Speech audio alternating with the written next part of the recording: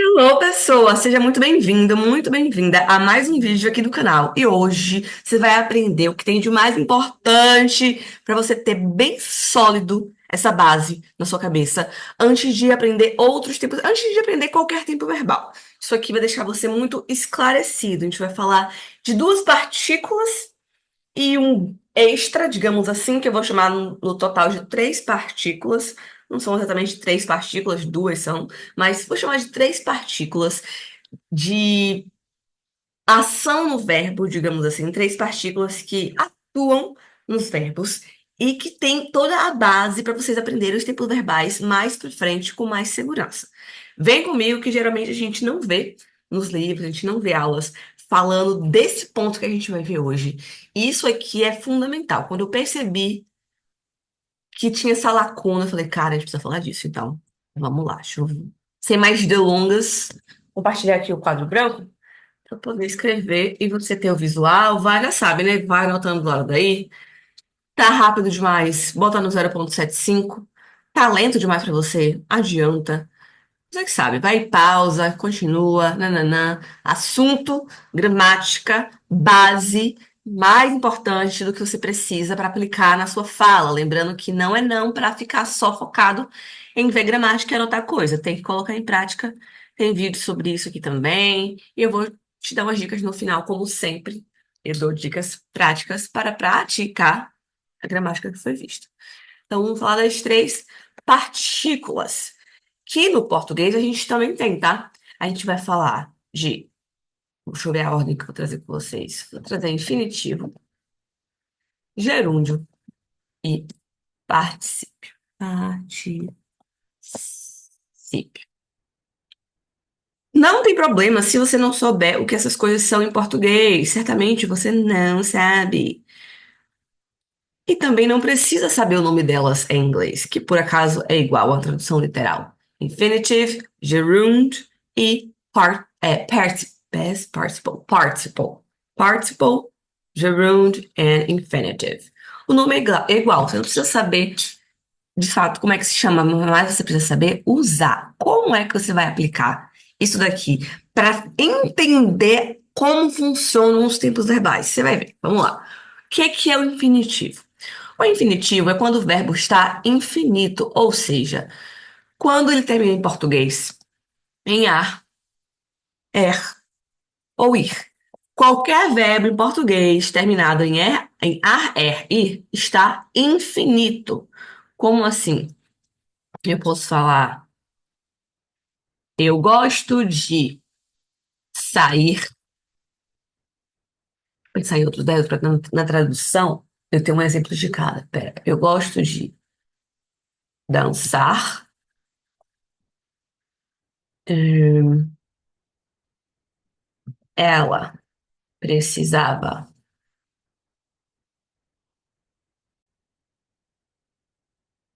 ela precisava comer, ou até botar assim, ela precisou. Ela precisou comer, ela saiu porque ela precisou comer. E nós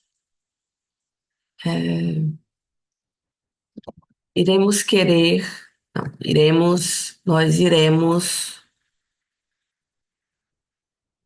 hum, não sei agora, sair. Pronto. Então, esses verbos aqui estão infinitos. O que é que isso quer dizer? Que eles não estão conjugados por uma pessoa, e sim, de fato, por um infinito, que os transforma em ar, er, ir. E serve no passado, no presente e futuro. Perceba que essas partículas aqui não estão conectadas a um tempo verbal específico, e sim, elas podem passar por passado, presente e futuro. Então, dá para usar infinitivo em tempos verbais do passado, presente e futuro, dá para usar o gerúndio em tempos verbais do passado, presente e futuro, e particípio também, porque eles fazem parte e eles andam entre passado, presente e futuro, a partir de uma estrutura específica. Então, infinitivo a er, ir. Gerúndio. Gerúndio é o nosso ando, endo, indo.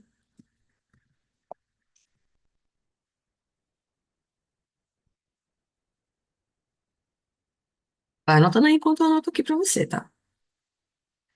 E aí, eu vou fazer uma frase, frases similares, né? Só que aí seria, digamos, como é que a gente usa dançando? Eu estou dançando. Ela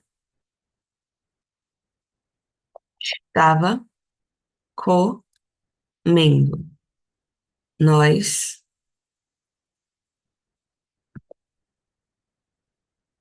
ah, O que eu vou escrever agora em português é incorreto. Em inglês é correto. Nós vamos estar saindo. Aquela linguagem bem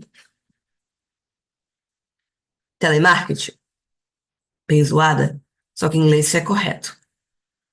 Somente mesmo para ilustrar que também pode ser presente, estou dançando, passado, estava comendo, futuro, nós vamos estar saindo, né? Então serve para os três. E o particípio é o nosso adoído.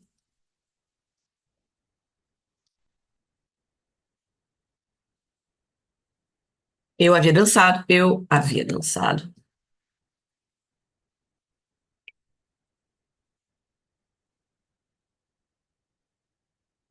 Ela tinha comido.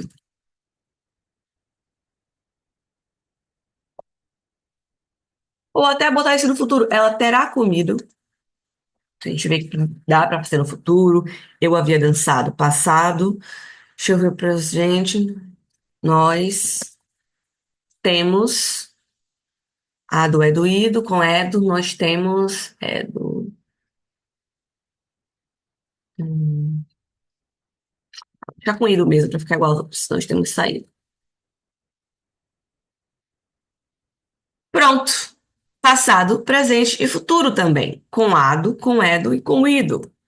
Ou seja, particípio também, tanto faz, pode ser usado passado, presente e futuro. Esses fragmentos, essas partículas fazem parte da construção. Então a gente vai ver, por exemplo, o gerúndio fazendo parte de uma construção de passado, past, continuous. Peraí, que não ficou parecendo um C, não, né? Past continuous. Como é past continuous? O past continuous, ele é formado pelo verbo to be, que vai ser o was ou o were no passado. E aí depende, né? Se é he, she, it, a gente usa was. Qualquer um dos outros, a gente usa were. Mais um verbo no gerúndio. Ou seja, mais um verb, trocar com been. Verb com ing. Verbing. Então, o passado continuous utiliza em sua estrutura o gerúndio, bem aqui. Mas ele não é só o gerúndio. É o was, were com o verbo com gerúndio. O presente continuous também, só que em vez de ser was, were, é is, am, are. Is, am, are, verbing. E o futuro é will be verbing. Ou seja, vou traduzir as frases que temos aqui do gerúndio. Eu estava dançando. I was dancing. ING, verbo no to be e o próximo verbo principal no ing. Ela estava comendo. She, como é she? Eu boto was. Ups. Eating. Nós vamos estar saindo. Saindo. We will be leaving.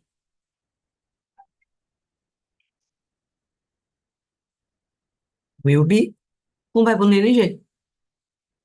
Então, nesse momento aqui, ó, onde está roxinho, foi acrescentado o gerúndio e o to be que já está aqui, para fechar a composição do passado simples, ou passado contínuos.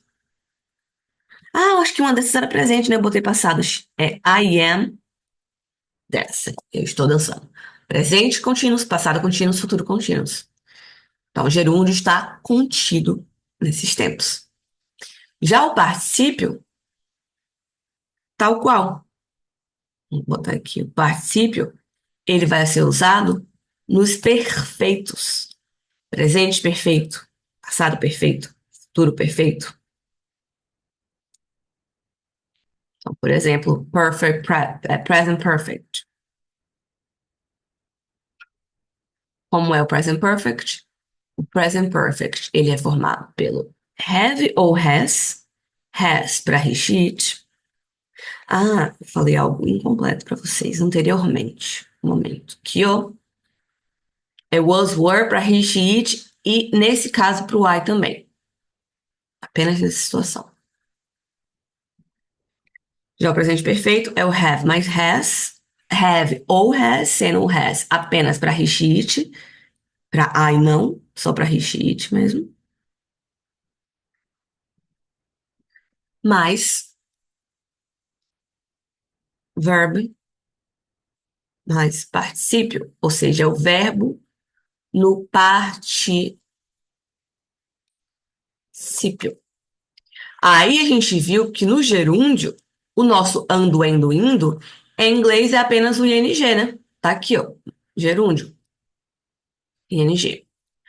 Aqui no particípio, ele tem uma forma que seria o verbo, verb, mais, da cor, o ed. Então seria verbed, porém, tem vários verbos que são irregulares.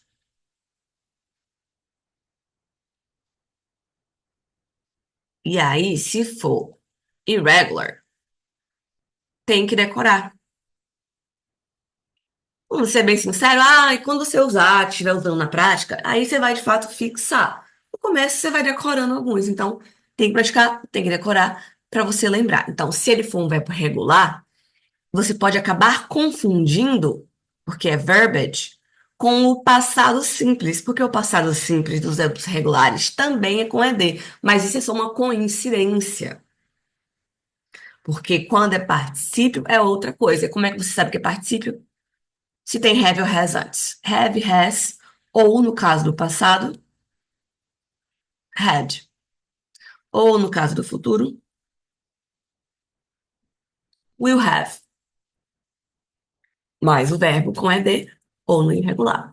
Então, o particípio está contido nos tempos que tem perfeito, seja passado, seja presente, seja futuro. Tem vídeo aqui, se não for da semana anterior, é da próxima semana, na verdade, que eu vou falar. Então, se você estiver vendo esse vídeo, já tiver passado um tempo, já vai ter esse outro também. Então, você procura aqui, que eu vou falar sobre os verbos irregulares. Então, você vai entender qual é o irregular, como saber o que fazer com esses outros verbos. Por enquanto, você fixa que o particípio é o ado, é do ido, e em inglês é o é de no final do verbo. Então, essas frases aqui poderia ficar I have danced. Tipo, eu tenho dançado, que na verdade, traduzindo, seria de fato, eu dancei. E aí, se falar de tempo verbal é outra história, tá? Agora não. Agora, só para vocês verem exemplos. Ela terá comido well, eaten. Eaten é irregular. O verbo eat é irregular, não existe eated. Então, isso aqui corresponde ao particípio do verbo eat, que ele é ó, irregular. Deixa eu fazer uma setinha. Consigo? Consigo. Aqui, ó, ligando aqui. Irregular. Nós temos saído. Na verdade, isso aqui eu vou traduzir. Nós tínhamos saído. Botasse no passado. Aí seria we had left. Também é irregular.